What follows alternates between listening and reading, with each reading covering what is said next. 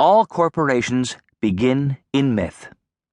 Even small ones grow stories about their misty progenitors. Uncle Morty, who began his life without 2 nickels to rub together, and now look, an entire chain of convenience stores running down the eastern coastline from Providence to Trenton.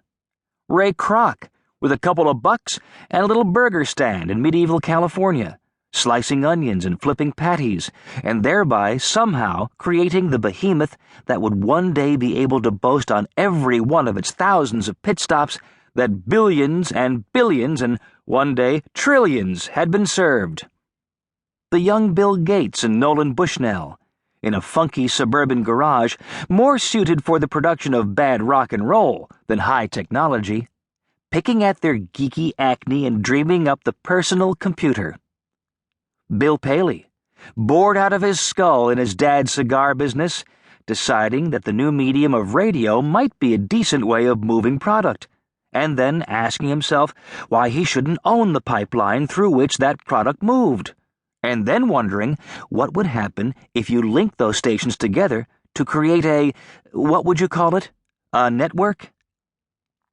These stories kick-start the internal engine of enterprise and commerce, and move organizations to a unifying concept of themselves, a sense of their own inevitability and import, which at the very least gives them the ability to recruit employees who will work for them for less money. Rome's establishing saga begins with a few raggedy-ass shepherds living on a hill in the middle of nowhere, since everywhere back then was the middle of nowhere. This small gaggle tended their flocks and fought back the packs of wolves that roamed the wild countryside. Into this hostile environment came the original pop of the future mom-and-pop corporation that would become Rome. His name was Aeneas, and he was relocating from Troy after the famously unfriendly takeover described in Homer. His son founded a little roadside stand called Alba Longa, which grew big enough to rate a struggle for control between a good king and a bad king, who were brothers. At any rate, the bad king got into power in Alba Longa, as they quite often do in organizations large and small, even today, and the bad CEO was so dangerous to his brother that the brother feared for his life and made himself kind of scarce, going on innumerable road trips and important business elsewhere, and making himself otherwise difficult to fire. The bad chief executive of Alba Longa was so darn bad that he forced the daughter of the good king to become a Vestal virgin. Vestals were important religious figures, but the one key demand for continued employment was that they refrain from all sexual intercourse for the term of their lives. This probably worked as well for them as it seems to do for other celibate corporate cultures.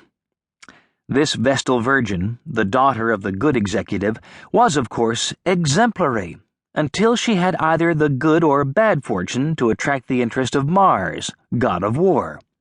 Roman gods were lusty creatures, and as such were somewhat more likable than many others. And, of course, this wasn't the first time an awesome officer from headquarters popped into some local burg and left a weeping member of the support staff in a profoundly altered condition. Having taken a fancy to the Vestal, the god wasted no time and, according to Tacitus, took her in her sleep. And so a pair of twins was born, with a virgin for their mom and a god for their dad, and their names were Romulus and Remus. The Vestal Virgin, now a former Vestal Virgin, I guess, was the proud mother of the future proprietors of the new concern. Their presence, however, was not appreciated by the existing very bad CEO, who, when informed of their existence, threw their mother and themselves into the Tiber River, which was extremely cold and inhospitable, even to Vestal Virgins and offspring of divine entities.